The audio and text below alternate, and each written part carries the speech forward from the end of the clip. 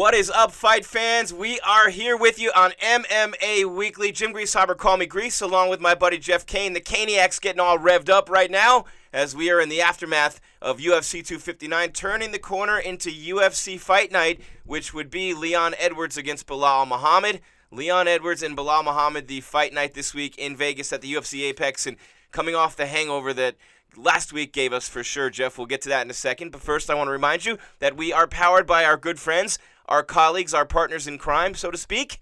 Maybe a bad word to use when people still have misconceptions about CBD, Jim, but our partners at CBD Emporium featuring Level Select CBD. People are still so silly. Come on, let's go. It's 2021.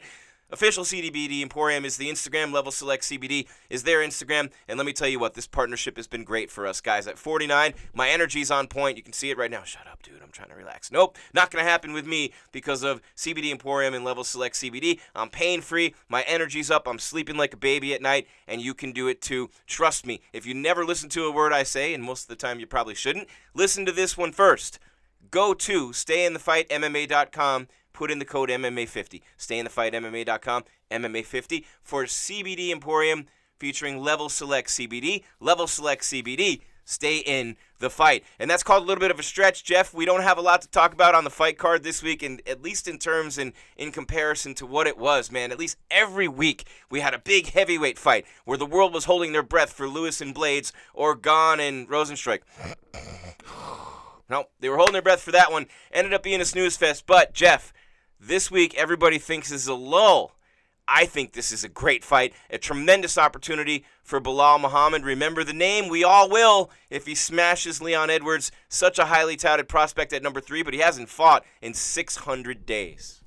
Yeah, that's he had the deal with Kazmat or however you pronounce his first name, and it's just been on again, off again, on again, off again, on again, off again. And now Belal's going to step into this situation. Like you said, this is a huge opportunity for Muhammad. I honestly hope he doesn't win because, man, this is going to throw a really bad monkey wrench in how people rank the fighters, considering Muhammad has a loss to like the number 11 ranked guy. And if Leon Edwards loses, do you drop him 8 spots, And so this is going to be crazy, but it's a huge opportunity for Muhammad. It's good to see Leon Edwards back in there because he's a legit guy. And yeah, man, this card's a little bit top heavy. The main event and co-main event, it's got some good fights sprinkled throughout it. But this is kind of the fight card you get after a 3 title fight pay-per-view. And while I'm sure these fights are going to be great, it's just hard to, it's hard to get a lot of people excited about this fight card. But look, you tune in if you like fights because the fights will be good. You just won't recognize some of the names. And you tune in if you love people getting a golden opportunity to ride the wave. The UFC's hot right now. Our numbers are trending up. Everything's on fire in mixed martial arts, and we want to be there with all these shows, which is why we're stepping up and doing this. The fighters want to seize the day as much as anybody does. So when you get an opportunity to fight a guy like Leon Edwards, who is famous for one thing only, the 3-piece in a soda that Jorge Masvidal threw on him backstage after Masvidal beat Darren Till to start his meteoric rise. The 3-piece in a soda had a lot to do with that, right? Well, Leon Edwards hasn't fought in that whole amount of time. He hasn't been in the octagon. He's number 3 in the division. He's got respect, as Izzy likes to call it, respect, right? He's got that, but Belal Muhammad has a golden opportunity at number 13, Jeff, and when I look at this fight, okay, and I look at what Belal Muhammad has done, I started following him really, and I'll be honest, I did the first radio show in America covering mixed martial arts on a major station, the Power MMA show with Ryan Bader and Aaron Simpson. And one of the things we started doing was going to events covering the UFC. So we started it in 2012. Now, when you go back to the beginning for Belal Muhammad, I was there for his first fight. It was the night Eddie Alvarez took the belt from RDA when they had 3 fight cards in 1 week, the week of UFC 200, and the first 2 were probably better than the last one, but we don't want to talk about that. So, long story short, because Jones, obviously, and Anderson Silva stepped up to fight DC. Well, long story short, he fought Alan Jouban. And it was a unanimous decision, Jeff, but I remember that fight, July 7th, 2016. I remember the name. I remember the dude. He's got a good personality on social media. A lot more people know him because he does his podcast on Anik and Florian's channel. But Belal Muhammad has been in the UFC since 2015, always a game opponent, always a tough out, and a golden opportunity with everything seemingly pointing in that direction falls out of the sky into his lap, and now he's got one shot to take advantage of it. If you can't get hyped up for that, Dana White should pay me for that promo, but it doesn't need to be because it's in my blood and I love it. And if you love this sport, you are very excited for Belal Muhammad right now. I mean, it's a big opportunity. I mean, there's no question. You know, this is what's happening in this COVID era of sports. You know, now you have the number 13th ranked guy with an opportunity to knock out or to defeat the number 3 ranked guy. It doesn't happen very often. That just does not happen very often in any sport for that matter. But because we're in this era and we've had all this, and Leon Edwards needed a fight, man. He needed a fight bad. Belil's getting the opportunity. It's a huge opportunity for him. Leon Edwards, not so much. You know, he doesn't have anything to gain from He this. just wants to beat somebody up, Jeff. He just wants a fight. I know, but I mean, this is Belil's a legit dude. You know, I mean, the number 13, don't let the rankings fool you, man. That guy, he doesn't have the huge wins that some of the people have in that division, but he's a tough out for everybody. I can't think that Leon Edwards is happy about this. You know, he just wants to fight. And so I'll take on whoever, but he can't be happy about this. This is a huge opportunity for Muhammad and a big chance for Leon Edwards to stumble hard. He lost in his first UFC fight against Claudio Silva by split decision. And I'm talking about Leon Edwards now. He lost to Kamaru Usman, the welterweight champion, back in December of 2015 by decision. Wasn't finished. And he's won, Jeff, 8 in a row now? He has won 8-fight win streak. So when you look at Edwards, obviously the fight backstage with Masvidal doesn't count as one of those 8.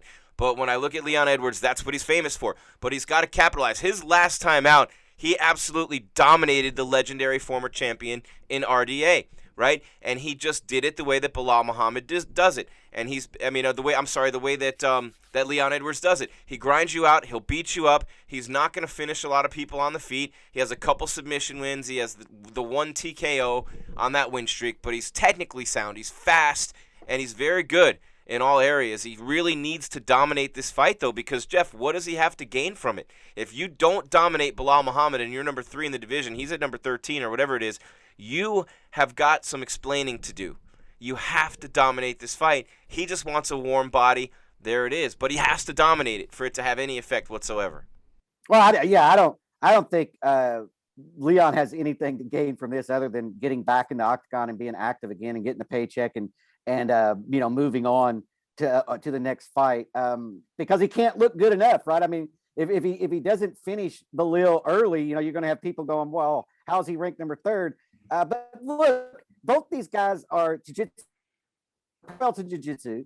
I'm telling you, this is a close matchup. This isn't. I think we need to let those numbers just push them off to the side because I don't think that that's an accurate reflection of how close this matchup really is. Yes, Leon Edwards has faced better people. Yes, Leon Edwards is ranked higher. Yes, Leon Edwards will probably be the favorite heading into this. But Belil is not. He's a tough out for everybody in this division, and it's a huge opportunity for him. So he's going to be looking at this fight like, man, this is it. This is where I make my mark. This is where I become a household name off the back of Leon Edwards, and Edwards has to stifle that out, man. I don't know, when fights like this happen, it's weird because does Leon Edwards fight not to lose, or does he just go out there and give Belil no respect whatsoever and try to put him out of there? This is a tough situation for Leon Edwards, but not a tough situation for Belal Muhammad. He just has to go out here and look good. He doesn't even necessarily have to win this fight and can move up in the ranking.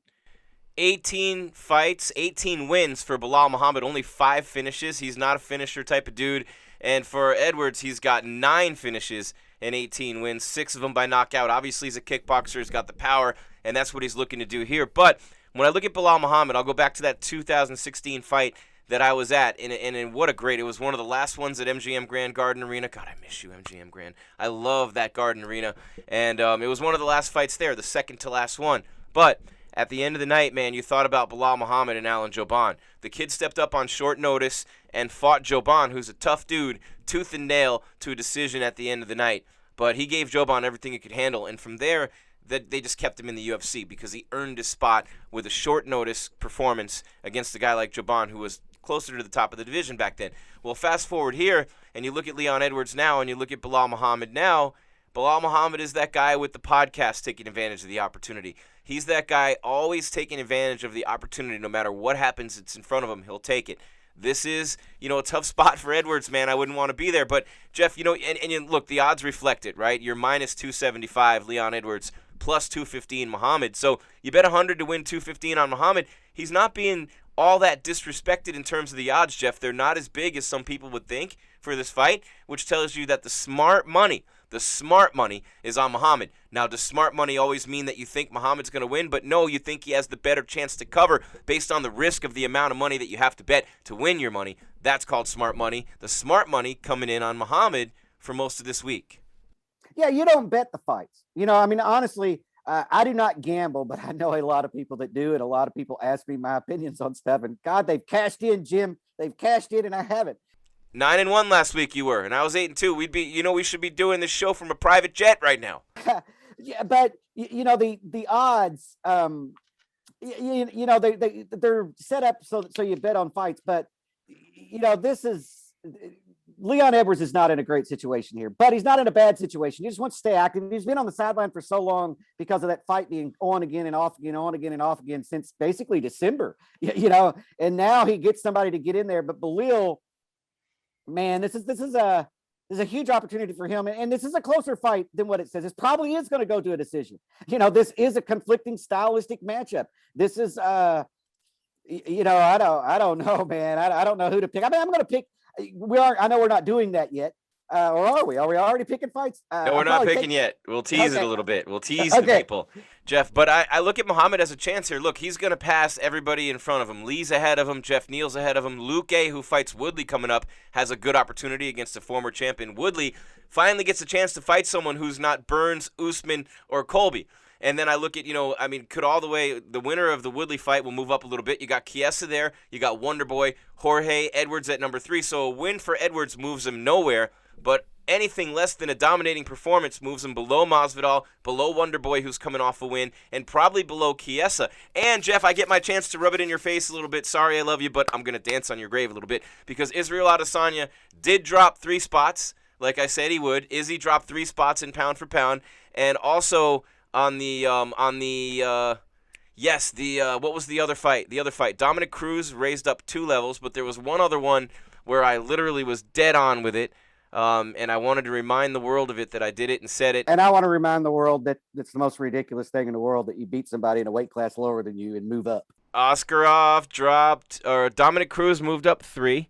Moved up 2. That was one of the ones that both of us agreed on. I was John right should about fight Kamaru Usman next, and maybe he can be pound for pound number 1. And then Megan Anderson's contract is up. Crazy and bizarre, right? Walt Harris moved up 3 without even fighting. Gone moved up to 4 Walt from Harris 7. moved up 3 because they pulled 2 people out of 2 top 10 fighters. Rosenstruik at 6. Here we come, Jeff. Where's the other one that I was right? Oh, Islam. Islam moved up 3. You agreed with me on this, that he would pass Lee, Fajeda, and Ray Janal. So he is at 11 at lightweight after his performance. So the rankings reflecting exactly what I said they would reflect. Well, I consider it stupid. I consider that the most ridiculous shit in the world. Like I said, Jan should go fight Kamaru Usman, and then maybe those people on the panel with reaction will put him number 1.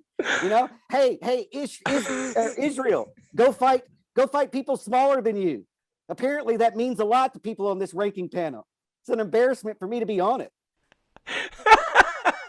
I love Jeff Cain. Caniacs in the building. Gotta love it here on MMA Weekly. Smash that like button, the subscribe, the bell, comment. Go ahead, Jeff. Don't stop now, baby. Don't stop now. In the 20 years of me covering the sport, that's the first time ever that a fighter in a higher division moved up on the pound-for-pound rankings for beating a fighter in a lower division. The first time in 20 years. And guess where Jan Blachowicz is? All the way at number 8. So he passed Max Holloway. We wondered where that cutoff line would be. He went up 6 spots to number 8. Still behind Poirier, who people clearly think is the rightful lightweight champion as long as Khabib is not fighting and holding the division up number 1. And then you have Izzy, who dropped to number 6, dropped 3 spots behind Volko, his teammate, which I wasn't sure he would drop below him, but I knew he would drop below Kamaru and Stipe, obviously. I disagree. I put Izzy's resume up with Kamaru's any day of the week. And Jeff Cain actually votes the way you're supposed to vote. Imagine that shit. He doesn't have a racist grudge against a black baseball player like a lot of the baseball writers do, and a lot of the football Hall of Famers have a bias against wide receivers for some godforsaken reason, as I'm on my soapbox here on a UFC Fight Night preview on MMA Weekly, powered by CBD Emporium, featuring Level Select CBD. Aljo is now 15. He got smoked for 2.5 rounds, and he's at number 15. That's just crazy, right? That's crazy. So to me, all that tells me is that a lot of people on the ranking panel are really impressed by shiny metal and polished rocks, right? Because first of all, UFC belts don't mean anything. They don't mean anything. And that's not me saying that, Jim. That's the UFC saying that. That's not me saying that. The UFC belt is a promotional tool used by the organization to sell fights. And that's the UFC saying that in court when they tried to strip BJ Penn of his world title. They said it's not a world title. It is a promotional tool. So let's just go by what the UFC says. So why the hell does he make it in the rankings? You know, he literally lost. He was losing the fight. I mean, no one put Matt Hamill in the rankings after that DQ win over John Jones. And that's exactly what happened on Saturday. And now Aljamain, and I like Aljamain, don't get me wrong. I know that a lot of fans get on that. Like whenever I say this guy shouldn't be ranked here, like I have a grudge against the guy. I don't have a grudge against the guy at all. I could care less about the rankings. I make no money being on the rankings panel. You know, I get no, the MMA Weekly gets no traffic for you clicking on those rankings. I have no dog in this fight other than accuracy. And so I just don't understand how he gets in there on that. Now, people could say, was Conor at 15 and should he have been there, man? I don't know. I didn't have Conor there, but at the end of the day, Conor did knock out Jose Aldo, and Jose's prime ended that streak. He did go up and win the lightweight title, and then he went up and went 1-1 in the welterweight division. Now that's a pound for pound shit right there. Losing to a champion in your division and then winning by DQ is not, that doesn't get you on the list, man, if you ask me.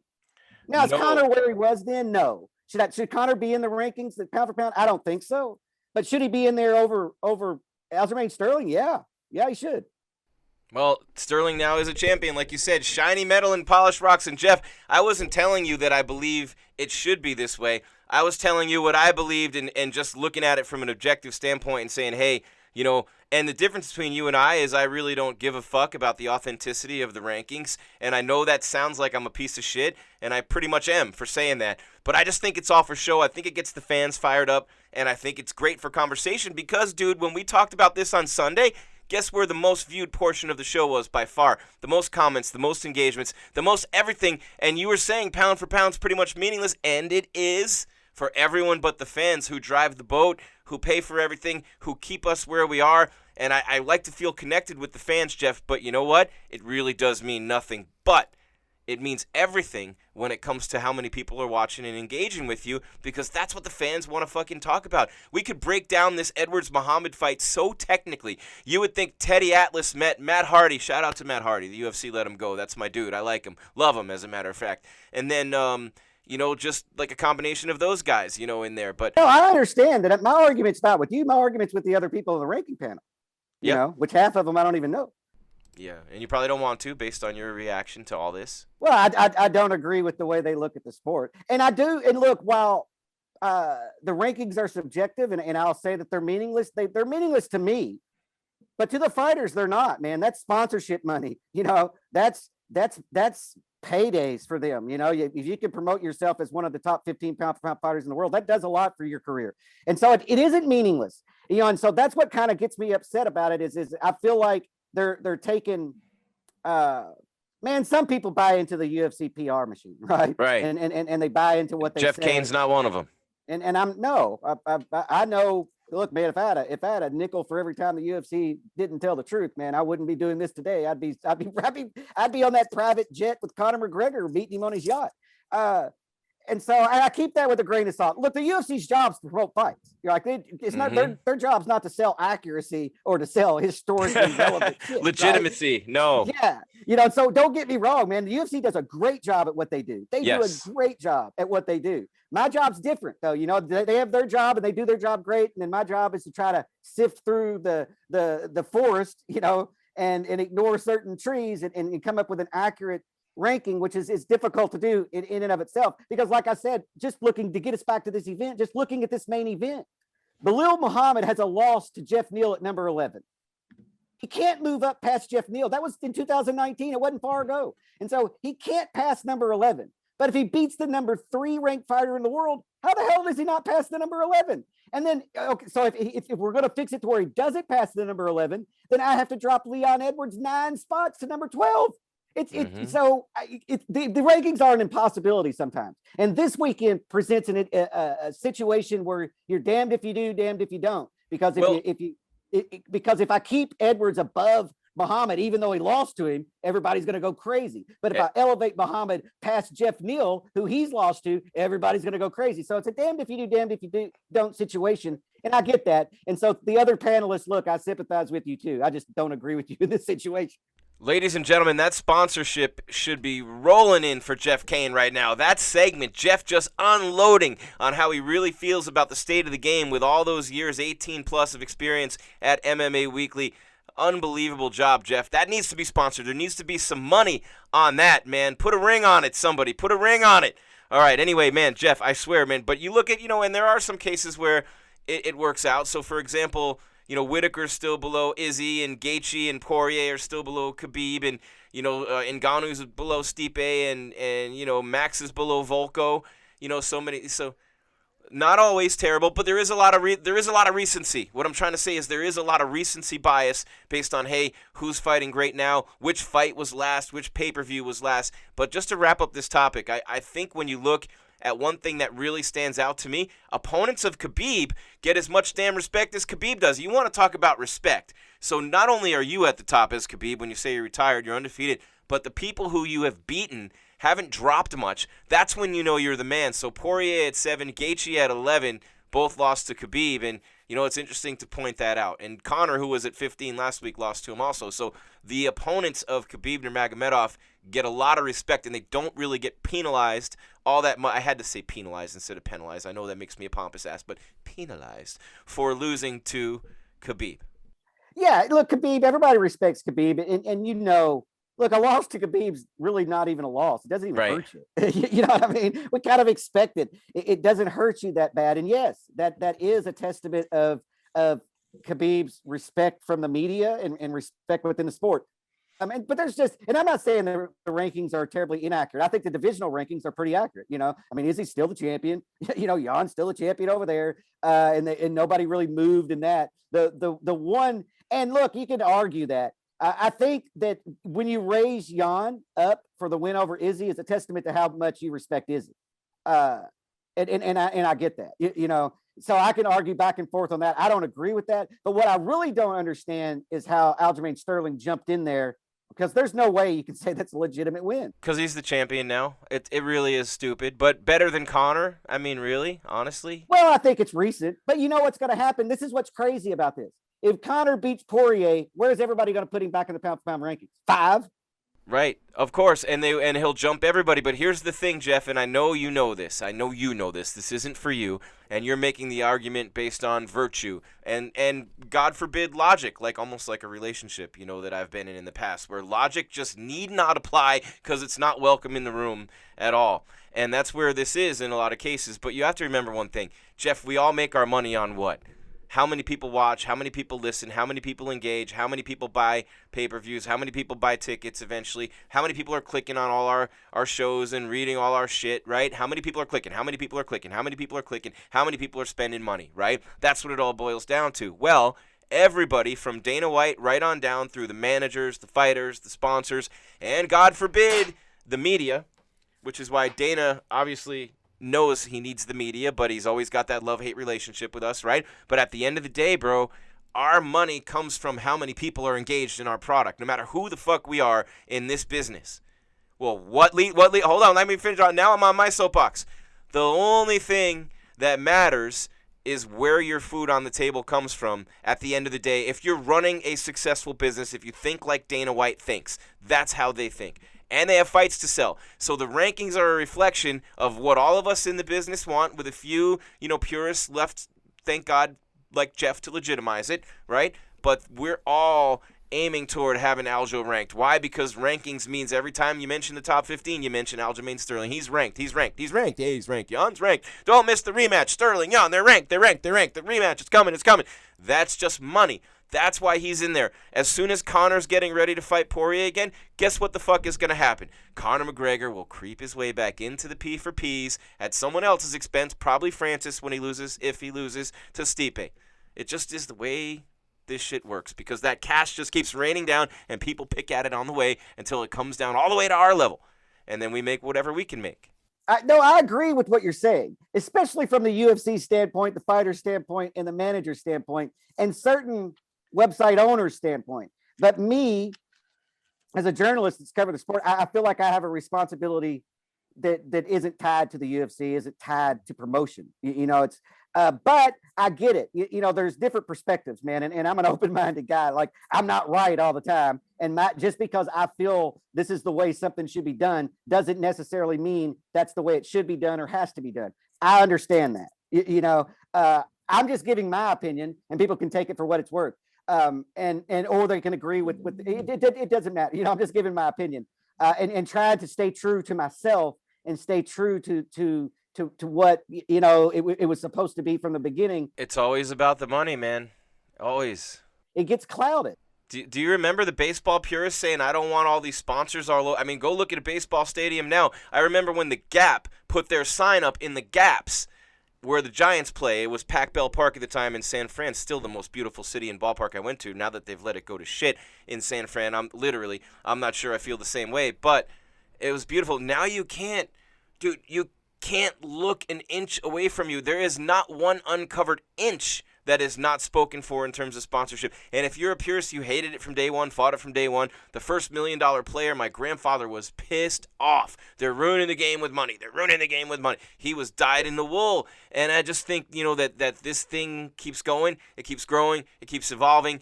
And the fantasy of it, fantasy football is more popular than real football, if you believe the money. Fantasy football is more popular than real football. Let that sink in. Yeah, that's true. And gambling is why the NFL exists. Also true. So you see more people pushing the gambling element, Jeff, of MMA now in the UFC because they want that money to start coming in on it. And then that makes it more popular. Why? Because there's money there. So the rankings are a way for the fans to feel, even more invested in a fighter and a way for them to really see. I mean, I wonder, you guys, I wish we had the chat right now. We're recording this show. I would want to know how many people actually take the rankings seriously in terms of what they're supposed to be, which is ranking the top 15, 16 fighters in the world pound for pound, or if you look at it as just entertainment.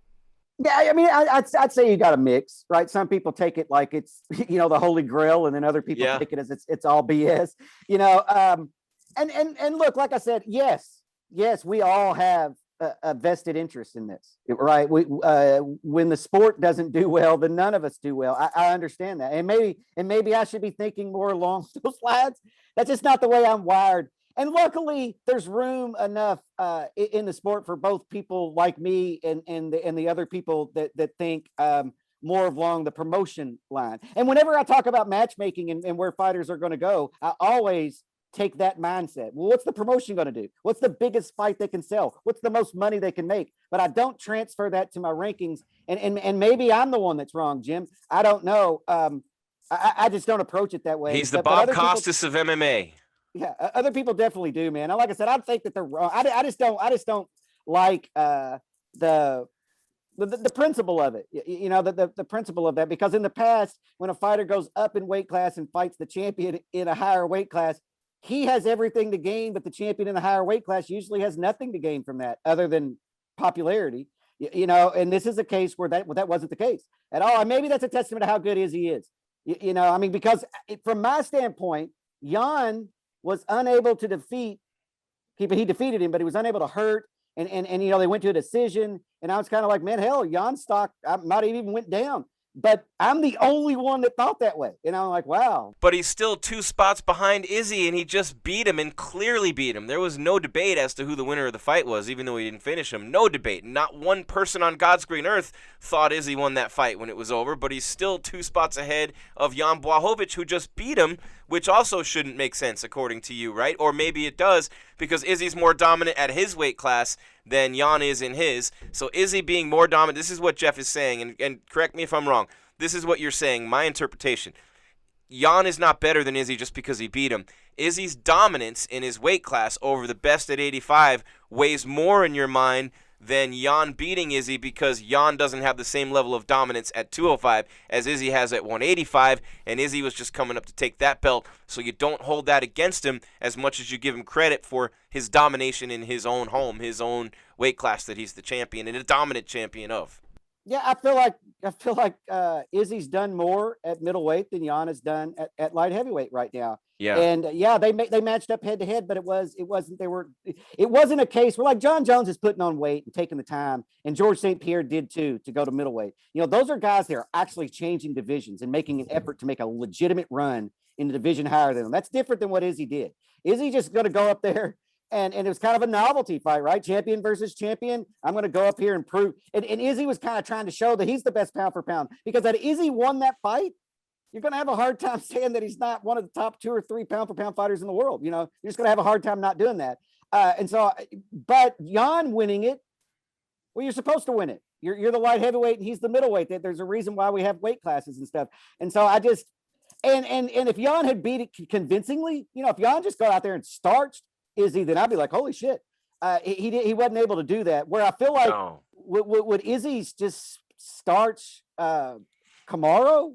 I don't know. You never do, which makes what those men and that woman have done all that more impressive, Jeff Cain. Man, we got to turn this into a talk show where we're actually supposed to be previewing the fights, but this is so much fun talking about this with you right now, man. I got to keep it going. So you look at these weight classes and you look at these champions and what he and she do in those divisions, but to be a double champion and have 2 belts at the same time, to do what Daniel Cormier did, yeah, it's easy for me to sit here and say you never beat John Jones and you lost 2 out of 3 to Stipe. Ooh, I mean, look at those guys are all-time greats, but Daniel Cormier did never really legitimately win the light heavyweight belt. Sorry, he didn't legitimately win the light heavyweight belt because he never beat the legitimate champion in John Jones. Say what you want, no argument. Next, okay? Amanda Nunes, legitimate 2-division champion, but hardly anybody for her to fight at 45. But she's laid waste in murderer's row to everyone. There's the argument against her. That's a lame argument. She belongs at the top, right? And at least with DC, you can say he never legitimately won that. Khabib beat Raging Al for his belt. I'm going to leave Khabib out of this conversation right now because he's not a 2-division champion, just so everyone who watches can just get their Khabib fix and they can all just go on and on about how Khabib's the GOAT. All that was just for you. Okay, the other double champions, McGregor never defended either belt, right? So you could say that about him. McGregor was the first one to have 2 at once, but he never defended either one, and he literally, obviously, is DQ'd from the greatest of the double champions for that. The third one, all right, that I wanted to talk about, and we've talked about, Jeff, this has all been in recent years. The third one, when you talk about double champions, and I said Amanda Nunes, I said Conor McGregor, I said Daniel Cormier. Izzy was trying to be the 5th. So the 4th one, to me, is the best one. The #1 double champion, because he ended the reign of the longest tenured champion in the history of the UFC, and it was not an easy fight. It wasn't an easy one. He blasted the heavier champion who came down into his weight class and tried to take his belt and be a double champion. That's what Dillashaw would have been had he beaten Henry, right? So Henry smashed the bantamweight champ who came down to face him. He crushes the guy who was bludgeoning everyone, the #1 contender at the time at 35, to win that belt. And then he destroys an all-time great champion in Dominic Cruz. So, to me, the greatest of the great, and it's not just because he won the Olympic wrestling gold medal, the greatest double champion, in my opinion, is Triple C, Henry Cejudo.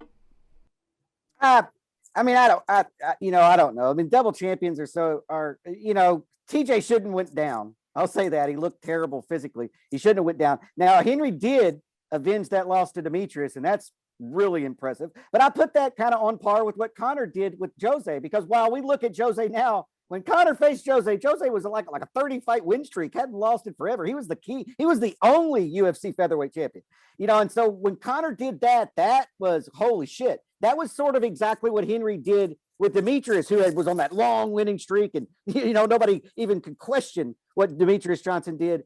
And then and I'm not taking anything away from Henry. The Dillashaw win was beautiful. I give more credit for the Cruz win because I just felt like TJ just looked like shit at that weight class. Physically, he just looked terrible. But he took the fight. The double champions. But see, I don't think you have to be a double champion to be the pound for pound greatest, right? I mean, somebody like what Demetrius did. And what John Jones did, or what George St. Pierre did, or Anderson was able to do in their primes, that to me holds just as much weight, if not more, than novelty fights. Now I'll say that about Henry, and same with Conor. Those weren't novelty fights. Those are legitimate contenders. Legitimate destroyed all of them. And Cruz wasn't a legitimate #1 contender at the time of that fight, though. I think everybody would agree to that. Even Dom said that he received a gift from the matchmakers for that one. His Yes, own but words. it's Cruz. But he's still Dominic Cruz. And so Mhm. I give him that. Where Amanda herself, outside of the Cyborg win, yeah, at 145, I'm like, yes, you went up there and destroyed the 145-pound queen for like the last decade. But I mean, if you've watched Megan Anderson fight at all, though, and I've watched a lot of Megan's fights, and I know you have too, Jeff, but if you've watched her fight, if you've watched Felicia Spencer fight and Jermaine Durandamy fight and seen what they've done to all the other women or most of the other women who they've shared the octagon with, and if you've watched Holly Holm and Ronda Rousey and you've watched Miesha Tate and you've watched all those Raquel Pennington, just go on, and Valentina Shevchenko, and you watch what they've been able to do against the other competition and what Amanda does to them, that to me is the only way you can gauge it, because she's dominating them so badly, Jeff, that you have to look at the way those other fighters have competed against their competition, and you go back and you look, you go, holy shit, Megan Anderson is a badass fucking fighter. Amanda Nunes made her look like she didn't even belong in the octagon with her. That's how great Amanda is. Amanda Nunes has an argument as the greatest pound-for-pound fighter, with John Jones. I think she has it. I don't give it to her. I give it to John Jones. But I'm not discrediting what Amanda's done. Amanda's the greatest female fighter to ever walk the face of the earth. What I'm saying is her 2-division championship doesn't hold as much weight as other 2-division champions that I felt beat more legitimate people. Now, Chris Cyborg was absolutely legitimate. Don't get me wrong there. But outside of that, Holly's not in that weight class. I don't even know why that fight took place in that weight class, because they're both bantamweights, but I understand we got to get that title because they needed to get somebody up at featherweight, and Holly was the girl who could do it. Yeah, exactly. So I'm not knocking Amanda at all. I'm just trying to compare her 2-division wins to Connor's 2-division wins, Henry's 2-division wins. And then, those are the three really that you really have to talk about a 2-division. And DC had to beat Jones to be in there, and I'm sorry he did. Now, if Jones, though, think about this, Jeff. If Jones, and this is where Izzy's loss sucks for the UFC, it's UFC preview, Edwards versus Muhammad on MMA Weekly. Jim Grieshaber, Jeff Cain. Call me Grease, call him whatever you want. Caniacs, unite for Jeff Cain. Put some money on it. Put a ring on it for Jeff. He needs sponsored segments with these takes on the show today. It's powered by CBD Emporium, featuring Level Select CBD. If you want to feel great like we do, you know what I'm saying? You just go to stayinthefightmma.com. Enter the code MMA50. You get half off CBD Emporium and Level Select CBD products. Level Select CBD. Stay in the fight. And here's where Izzy's loss sucks financially and business-wise for the UFC. Because had Izzy beaten Jan, Jones goes up to heavyweight. For everything to fall perfectly, Izzy beats Jan, Stipe beats Francis, John goes up, gets Francis, comes back down, gets Izzy. Jones is the GOAT. Someone beats John along the way. They're the undisputed GOAT. Stipe's the undisputed GOAT at heavyweight and light heavyweight. The undisputed heaviest fight, because then he beat Jones. And then you have at 205, if Izzy would have beaten Jones, he legitimizes himself as one of the greats of all time with that win, because remember, he wouldn't have had the Jan loss. He would have had to have won that fight for all this to happen. And so then Jones goes back down after he beats Stipe and then beats Izzy. He cleans out the heavyweight champ, the middleweight champ, reclaims his belt at 205, and Jones is on top of GOAT Mountain. Now he's going to have to go up to heavyweight and probably stay there. There's going to be no going back down to 205 to fight Jan Blachowicz. It just doesn't work for John Jones as much as fighting a Francis, a Derek Lewis, and all those guys does. And that's where the big loser, and big part of it, was Izzy and his rise and those fights against Jones and Stipe. They lost some super fights. Jones still would have to put the pieces of that puzzle together. But Daniel Cormier is an anomaly, because Daniel Cormier, in my opinion, is one of the greatest heavyweights ever to live, period. And he dropped because of Cain. He was unfortunate to where, because his friend was the heavyweight champion when he came to the UFC, he decided to go to light heavyweight. I don't even consider him. Yes, he had a good run at light heavyweight outside of John Jones. But see, that's where John Jones, because while John Jones isn't a 2-division champion, John Jones holds two definitive wins over Daniel Cormier, who is the Strikeforce, heavyweight Grand Prix champion, who was a UFC heavyweight champion, and did all of those things legitimately. That's the thing. Jones did beat a heavyweight twice in DC. For anyone, and you bring up a great point, Jeff, so people aren't talking about this. This is why you need to watch this goddamn show every single week, because this is the shit we talk about that nobody else is talking about. John Jones has 2 wins over a heavyweight. It's Daniel Cormier. Is it coming off a tough weight cut? Yes. Is it different than DC not cutting for a fight? Yes. Stipe and DC in 3 fights gave us the blueprint of what DC was able to do at heavyweight. Should John Jones go up and dominate Stipe Miocic, Maybe he wins the belt, and maybe, just maybe, and The Rock means maybe, you could entice Daniel Cormier to come out of retirement to avenge those 2 losses to Jon Jones and fight Johnny Bones for the heavyweight belt, which will be exactly what happens if Jones beats Stipe. See, that's why you watch now this we're show. thinking, Jim. Now we're on the same page, because I think that's not the case was going to happen until Izzy lost. But now that Izzy lost, look, Jon Jones has 2 wins over Cormier. Cormier is one of the greatest heavyweight champions. That's of all time. twice. Dana should be paying me. That's twice, Dana. 2 times. Speaking of double champs.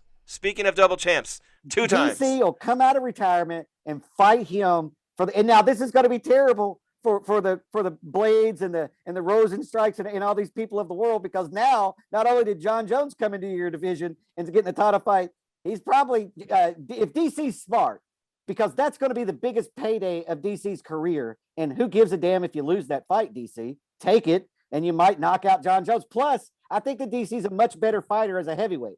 I've always said that. He's not a big heavyweight, but I feel like he is a much better fighter at heavyweight. And he sells. Sorry, Jeff. He proved that.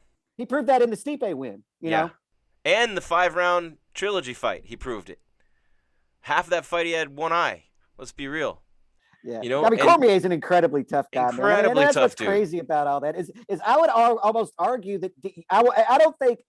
I just want to see him fight at heavyweight. You know, if Jon Jones dispatches of DC at heavyweight, then man, there's no. Then Jon Jones all of a sudden becomes one of the greatest heavyweights. If Jon Jones goes in and beats a Stipe, if Stipe beats Francis, of course, if Jon Jones steps in there and beats Stipe, and then Cormier comes out of retirement and he beats him, Jon Jones is already considered one of the greatest heavyweights of all time. Mm-hmm.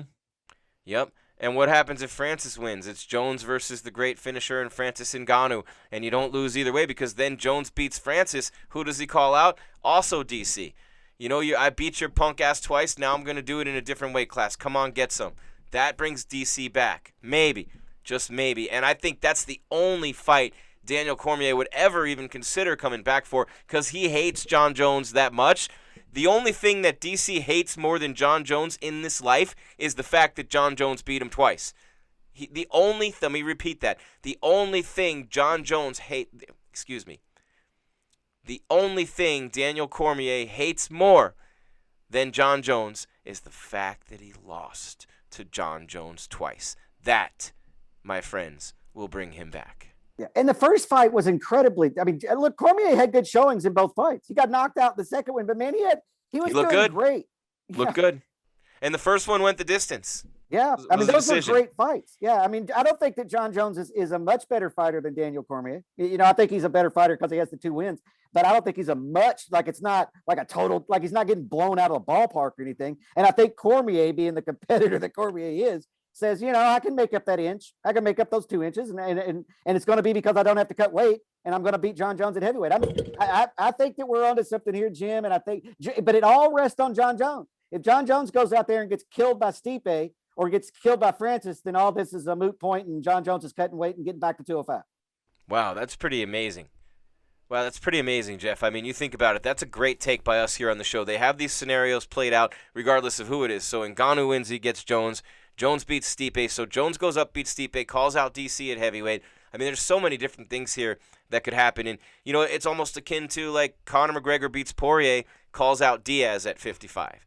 You know what I mean? So Conor beats Poirier, Khabib won't come back. Let's call out Nate Diaz at 155 and do it for a belt this time. Then Nate gets a title shot and everybody's pissed, but that's the way the cookie crumbles, right? So I'm excited. I'm laying out scenarios here. And speaking of scenarios, Jeff, let's bring it back to this fight. We've got a few minutes left in the show. It's UFC preview, Fight Night, Edwards versus Bilal, Rocky versus Remember the Name, used to be the Bully. Much better nickname, by the way, Remember the Name. And 100 different reasons to remember the name. So I want to say that when I think about this fight card, and I think about fighter movement, and I think about pound for pound, and I think about legacies, and I think about the things that make me come back full circle to this fight, it would be Leon Edwards with a chance to drop pretty far with a loss here, and Bilal Muhammad with a golden opportunity to move up. But the one thing I have to point out about this fight, Jeff, is Dana White tried his best right after Usman and Burns to bait Colby Covington to take the Edwards fight. Colby wanted no part of it. Now, Colby can say, I'm holding out for a title, and I believe him. I believe he's not afraid of Edwards. But all the chatter after what Masvidal did backstage overseas, and I think it was England at the time, the three-piece Minnesota. Did Masvidal once accept a fight with him? No. Now, did Masvidal have Askren and then he rode the money train through Diaz and then Usman for a title, not ducking him, but hasn't fought him since then? Nobody seems to want to fight Leon Edwards, so instead of getting the Colby fight, even getting Burns coming off a loss, they were trying to put him in there, against Khamzat Chimaev, who's not fighting, obviously, for obvious COVID reasons, and they don't want to seem to give him that highly ranked opponent. Jeff, after enough times, you start to realize those dudes don't want to fight him unless they have to. That's why he's fighting Bilal Muhammad. Yeah, and look, here's the deal with Leon. Nobody's afraid of it. Kobe's not afraid of Leon Edwards. He just looks at the stylistic matchup and says, man, there's easier fights that get me further. And when Leon beats you, he usually makes you look bad. He because he's got that stifling style and stuff.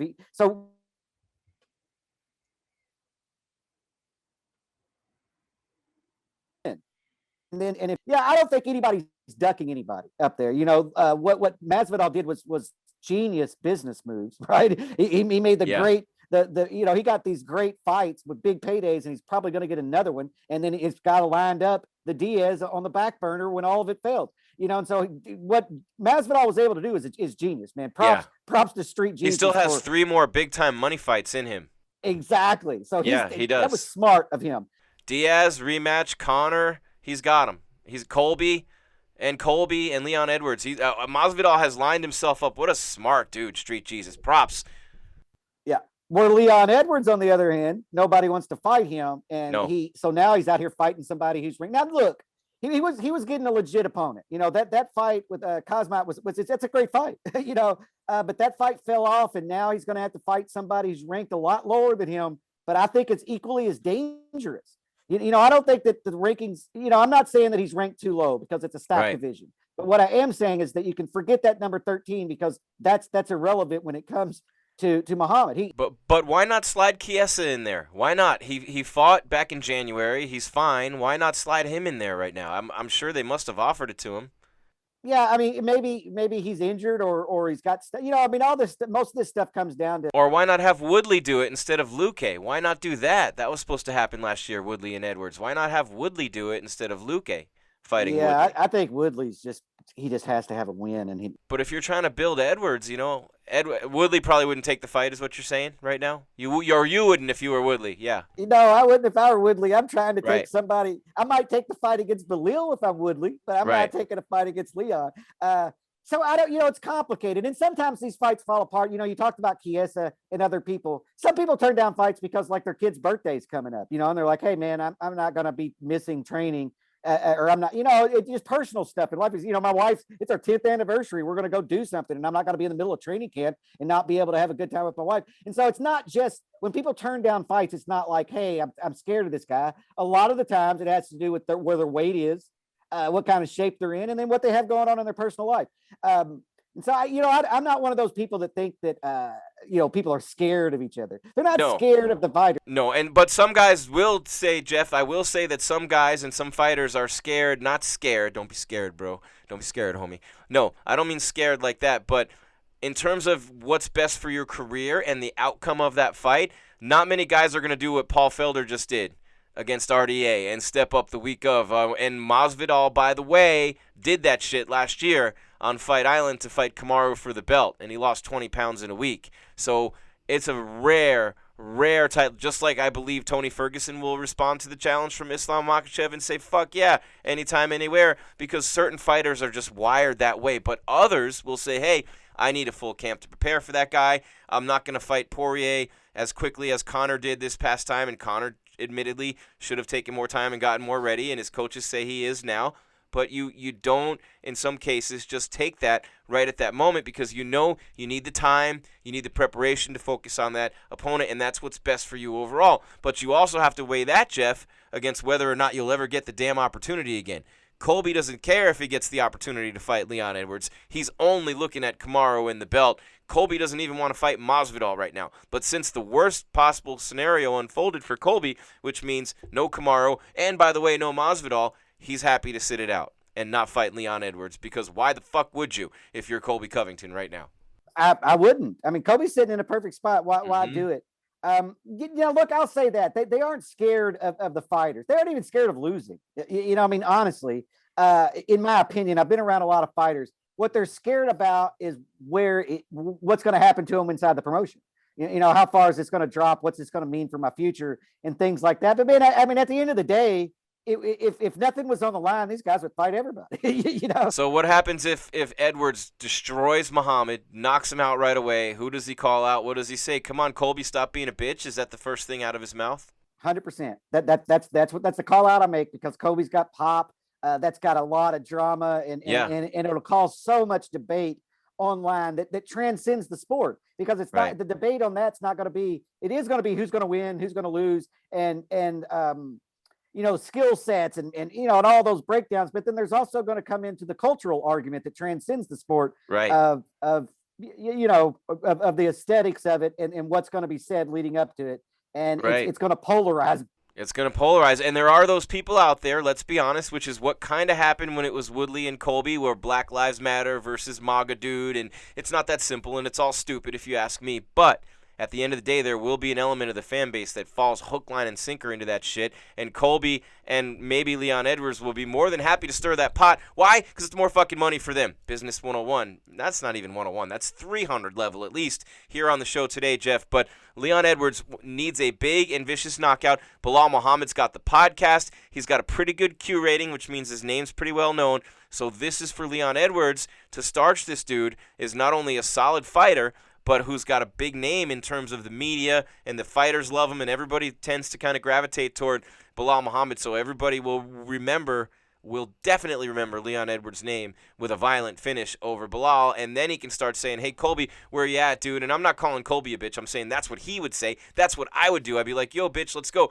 Masvidal, let's go. If anything happens with Usman, you still haven't come my way, Street Jesus. You got payback coming for that 3-piece in the soda. Don't think I forgot. I might run down the list if I'm Leon Edwards and take that opportunity to say anybody. You know what I'm saying? Connor, you want to come up here and get some of this shit? Let's go. Call out anyone. And use that opportunity, because you haven't fought in 600 fucking days. You got to take advantage of it. Well, I'm calling out Colby for sure, just because that's a huge fight. But I'm absolutely going after Masvidal. I'll give Leon Edwards the quote right now. It's just say, yeah, man, you gave me a 3-piece and a Coke. Step in the octagon, I'll give you a 3-piece and a choke. Take your ass back down to Florida. And then. So that's easy. But Leon Edwards has to take that opportunity now because of where he is in the division. Leon Edwards is being overlooked by everybody because, like you said, the Lil has the podcast. People know who he is. He's respected. Street Jesus done smacked him up a little bit on national TV, and then had a great one-liner afterwards. That's just hard to overcome. And then Colby is either the most hated figure in all of mixed martial arts, or people really gravitate to him. He's a polarizing figure. Leon Edwards has to take this opportunity to be a salesman. And we don't see that out of him a lot. We don't see that. Some fighters just aren't that way. But I feel like Leon Edwards needs to do that. If he wins this fight, he needs to call out all those big names, because Leon deserves one of those fights. Man, I love this. We could do this all day, and Leon Edwards hasn't been in there in a long time, Jeff Cain, and we haven't talked about any of the other fights on the card, and honestly speaking, I'm excited to see Eric Anders against Darren Stewart, because it's a big fight, for your boy, and I really appreciate him and respect him. I'm really good friends with his brother, number one. And how's this for, being their dad?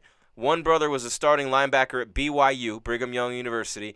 The other one, a starting linebacker and national champion at the University of Alabama. Those are the Anders boys, and there are more. I'm just talking about Eric and Michael, because Michael's my buddy, and I've gotten to know Eric. He's training at Fight Ready out here in AZ. So Anders and Stewart, Nicolau, and I don't know, Jeff. I can't talk about anybody but this main event, because I'm so excited to see Leon Edwards back in there, man. I really, and my girl Courtney Casey's on this card. Shout out to Courtney.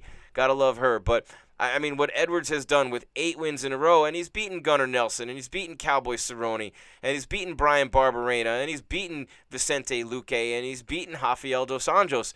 Are those, obviously the greatest fighters in his weight class? No. So he hasn't beaten a top-level guy yet, which makes it a little more okay to fight Muhammad, even though you're ranked up so high. So a big win here, and he's right there. It's kind of like what Islam just did, minus the fact that somehow Edwards ended up at number 3. That might be the conversation. How did Edwards end up at number 3? I mean, how has he gotten there? How has he stayed there? How in the hell is he at number 3 when you have Masvidal and Wonderboy who's been winning and Chiesa? You know, I mean, I guess a lot of those guys have been losing, like Woodley and Masvidal lost the title fight, but he should not be ranked ahead of Jorge Masvidal. Come on, man. Well, I can explain it to you. What happened is while Leon Edwards has been sitting out for 600 days, those guys started winning again. When Leon Edwards was off of his last win, Wonderboy was not even in the conversation. He was off losses. Oh, and Masvidal had just beaten Till. Yeah. No Askren yet. That's what happens. Leon Edwards has just been out for so long. How he's maintained that is because they keep booking fights. And so we keep thinking that we're going to get to see him against Kazmat, which would be a huge fight in that division, but we haven't got to see it. So he's maintained that record, and now he has to come to reality. Are you really the third-ranked fighter in the welterweight division, or is Muhammad going to come in here and give you a reality check? There's some good fights in this card, man. I mean, to close out the preliminary card, you got Angela Hill, which I'm a big fan of, fighting Ashley Yoder. Way down on the fight card, you got former Invicta atomweight champion Jin Fry fighting. I mean, there's names on this card, but the fights just aren't. I mean, the co-main events are between the number 11 and 13th light heavyweights in the world. So that's why we're focusing on the main event, because that is the number 3 ranked guy, and Belil has such a huge opportunity. So we're not discrediting the rest of this fight card. It's just the most meaningful fight is right there at the top of the card. Yeah, and a great opportunity on this one, too, for Gavin Tucker. Dan Ige looking to rebound from the loss to Calvin Kattar last year, and he had won, 6 in a row before that. So Ige looking to put himself right back near, or at least way up in the rankings again at featherweight, a loaded division right now. That's a fight I'm looking at. And you talked about Angela Hill and Ashley Yoder. It's the headline of the prelims on ESPN. Angela Hill already was the first African-American female fighter to headline a fight card last year against Michelle Watterson, the Karate Hottie. Courtney Casey on this one, against J.J. Aldrich. And, I look at this fight card overall, Jeff, and I see a lot of opportunity for some cool fighters. I mean, how about Davey Grant and Jonathan Martinez at bantamweight, a division that's all of a sudden loaded again? Misha and Ryan Spann. How about Ryan Spann, man? Ryan Spann's a guy we haven't talked about a lot on these shows. He's coming off a tough loss to Johnny Walker, KOs with elbows and punches, but other than that, he had, ripped off a huge winning streak. Yeah. And he won on the contender, lost on the contender series, went to LFA, won 3 in a row there, including winning the light heavyweight championship. Then he comes to the UFC, goes back to the contender series and wins, and then 1, 2, 3, 4 wins in a row, including my buddy Smiling Sam Alvey. So a good run for him. And then, you look at his opponent and you look at what Misha Serkunov has done in the octagon. I mean, the loss to Johnny Walker, right? And then Glover and Volkan Ozdemir. Those are 3 top guys. So a good opportunity in the co-main event for both these light heavyweights.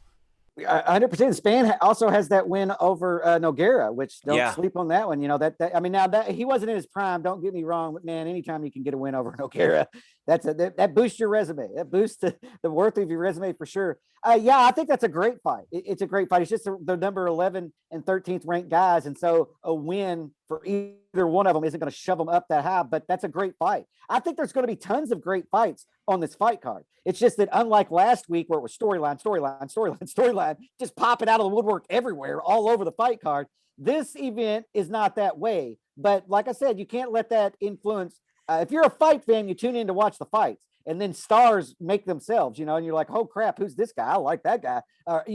And so you should tune in to watch regardless. The star power still got plenty of great athletes on here, and you never know what's going to happen. It's the fight game, man. I mean, I don't want to miss a flying knee knockout. I don't want to miss a submission of the year candidate. And Jim, I'll be honest with you, these are the fight cards that those year-end awards honestly mostly come from. They don't come from the big pay-per-views. Those knockouts of the years and fights of the years. Now, fight of the year last year was the championship fight between the 2 women. But for the most part, the knockout of the year, submission of the year, are people who entered the year relatively unknown. Well, remember, Kattar and Ige, that was everyone was talking about that fight.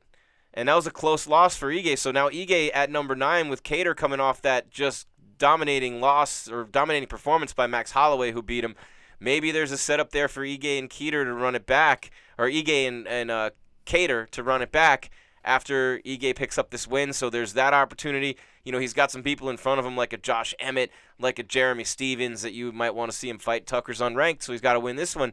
But there are some great opportunities on this card, man. All right, well, before we wrap it up, it's UFC preview. Fight Night, Edwards versus Muhammad. Rocky versus Remember the Name. It's powered by CBD Emporium, featuring Level Select CBD. I'm 49. I box every day. I lift every day. I walk. I run. I hike. I'm all over the place. I have 3 kids, for crying out loud. 18, 13, and 12, throwing the football all the time with my son. I can't have the aches and pains. I can't have the sore body. I need to be mentally sharp for all these dang shows we're doing on MMA Weekly on top of everything else. What do? My secret weapon, my go-to. It's Level Select CBD from CBD Emporium, and I also use some of the CBD Emporium products like the CBD oil with immune support, boom, right under the tongue, or the Level Select CBD with melatonin at night. Good night. Peace out, world. You know what I'm saying? So a little bit of everything. Creams, roll-ons, the tincture under your tongue makes you feel good every day and every way. And all you have to do to follow that lead is go to stayinthefightmma.com, stayinthefightmma.com, enter the code MMA50, and you, my friend, you will get 50% off CBD Emporium and Level Select CBD products. Stay in the fight. And both these guys, Jeff, Edwards a little more of a finisher, a little bit more on the feet, the boxer. This fight, these guys don't finish fights. It's going the distance. I know that. I don't know who I'm going to pick yet. I'm talking myself in circles. But Leon Edwards and Bilal Muhammad, such a golden opportunity for him.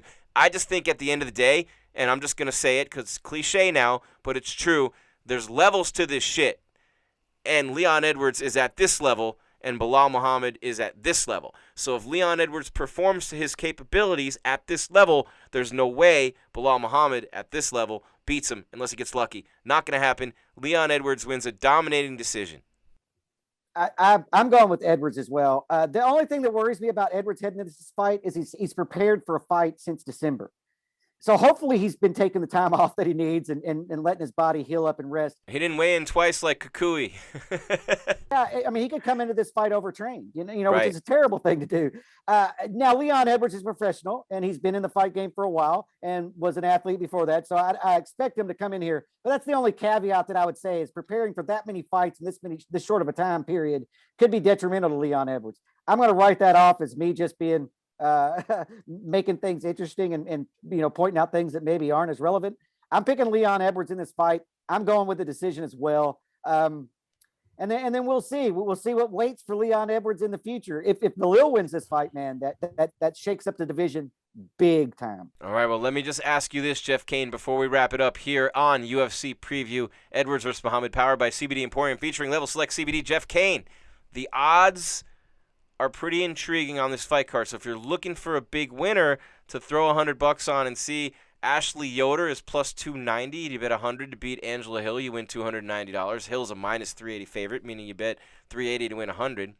Eric Anders at plus 150 against Darren Stewart, who's at minus 185. I look at that one. That's a pretty good one. Davy Grant against Jonathan Martinez. Davy Grant at plus 240. And then I'm looking at another opportunity here.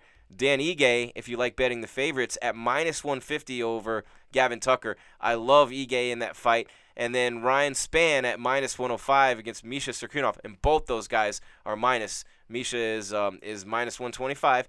And Bilal Muhammad at plus 215. So that means you bet 100 to win 215 on Bilal Muhammad. And Jeff, out of all those ones I just read to you, as a guy, if you're throwing money down, this is where you shine. People want to hear your thoughts. Who you taking and why?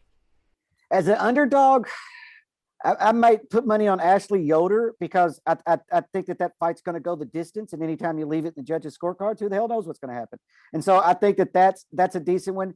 And then the Ige and Tucker fight is interesting to me because when you look at Tucker's record, man, that guy had a loss in his second fight in the UFC, and now he's on a 3-fight winning streak. Mm-hmm. And so now he doesn't have the huge names in his career. I mean, he has beat Sam Cecilia, and he's beaten Justin James. He's beaten some serviceable guys, but he doesn't have that big name on his record. But this could be it. This could be his coming out party. And so I wouldn't sleep on him either. If I'm throwing money on underdogs, and I'm not at all saying they're going to win these fights, but I'm saying the money to be made, in my opinion, is on Gavin Tucker and Ashley Yoder. There you have it, right from the mouth of Jeff Cain. It's UFC Preview powered by CBD Emporium featuring Level Select CBD. 50% off at stayinthefightmma.com when you enter the code MMA 50. Both of us like Edwards. Jeff, I said full fight. He wins by unanimous decision. Probably, at the end of the day, a 50-45 in my opinion. But, I'm looking at that and I'm wondering, when you picked him, did you pick him by decision? Do you have him by finish? I think I missed that part. No, I'm picking Edwards by unanimous decision. I think he could get a late finish, man, on the ground. But I feel like that fight's going to a decision. Leon Edwards is going to win it. I don't know if it's going to be 50-45. Let's hope that there's no 10-8s, like ridiculous 10-8s like we saw in the last one. But I think he's going to win handily. I think that there's not going to be any mystery when that fight's over who won it. No, and the fights that I'm most confident about right now moving into this weekend, the ones that I absolutely feel like are the ones that I love the most. I love Dan Ige over Gavin Tucker. I love him to win this fight, maybe even get a TKO. And I love Eric Anders against Darren Stewart. I like that one too. And I think Eric Anders' skill set matched up very well to Darren Stewart. And when you look at Darren Stewart, he's a very athletic dude. He's competed at middleweight and light heavyweight just like Anders has. He's a black belt in striking and taekwondo and a purple in jiu-jitsu. And, Eric Anders, the overall all-around athleticism is why I like him in this fight. He's a kickboxer and a jiu-jitsu guy. He's a brown belt in jiu-jitsu, a little higher level, but I like that he's working with Eddie Cha. I love the striking, the way that Eddie Cha teaches his students. He's worked with Triple C Henry Cejudo, before the Cruz fight. He was there, and before the Marlon Moraes fight, and I've seen him up close and personal. I see him working with Tracy Cortez all the time and what she's able to do coming out of Fight Ready. So Eric Anders was looking for a place to go out of Birmingham, came to Arizona, has been working at Fight Ready. I like him there. All right, Jeff, last thoughts from you before we wrap it up, man. UFC preview. Edwards versus Muhammad, ESPN Plus this weekend. Just to hit on Eric Anders, he entered the UFC undefeated, and he was a huge prospect. And then he went up against Lyoto Machida, and lost a split decision. And so I feel like he's a guy who was undefeated, came into the UFC with a lot of hype and felt like I'm going to work these people over, and he ran into Lyoto. And then now I feel like he's got the 2 wins under his belt after a little bit of a slide in his career, first career loss, and then losing in the UFC in front of everybody. I feel like now maybe he's mentally right. That maybe he got sent in here a little bit too soon. So I expect Eric Anders to have a great showing on Saturday. My final thoughts are, don't sleep on this fight card. Like I said, when we talk about end of the year awards, knockouts of the night, submissions of the night, and things like that, and just crazy stuff happening that you don't see every day, it's usually these fight cards. These are the ones that produce that. These are the ones where you're going to see the knockout from somebody's back, or that flying knee knockout, or that crazy spinning kick thing that we had last year. These are the fight cards. So that's why you tune into these fight cards. You tune into last week because of the names of the world championships. On this one, you tune in to see who is going to shine on a fight card and make a name for themselves by doing something spectacular, because somebody's going to.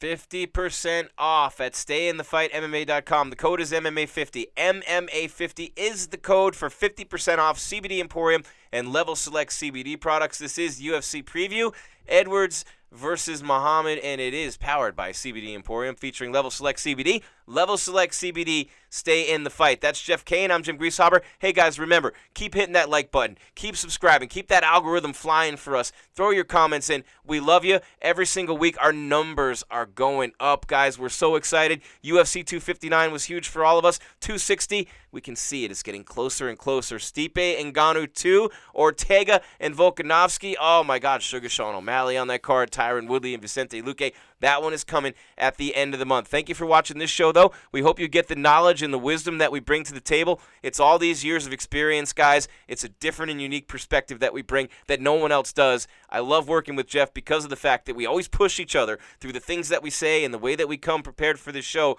to be better and better and better every single week. And who wins when that happens? Hopefully you, because that's why we're here, the great fans of mixed martial arts. For everyone at MMA Weekly, our entire team, I'm throwing my arms out and knocking my Level Select products all over my damn studio here. I'm Jim Grieshaber. Call me Gries. For Jeff Cain and the rest of our team, keep your game tight and your mind right. We're out.